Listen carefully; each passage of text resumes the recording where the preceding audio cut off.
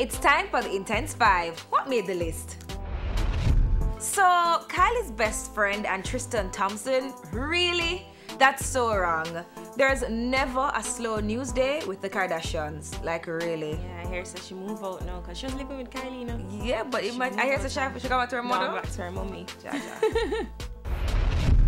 Butcha posted his first video on IG. He said he had to watch and see what was going on before he posted. It's hilarious. I'm ready for you. Are you ready for me? Cute. Justice Smollett charged with making a false police report. I'm still in shock over this. I can't believe it's true.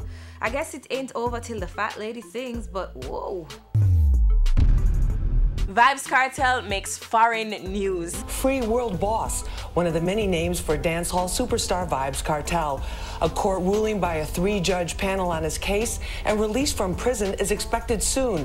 But lockdown hasn't kept the king of dancehall from dropping new music. He's getting a big boost from some popular vloggers who are proof of his growing popularity and influence around the world. Fox News did a whole feature on him. Yup, like rise to fame in dancehall, call him the king of dancehall too, you know. Oh, yeah. And finally holding the spot this week, we get to see Culture, and Lord, she cute.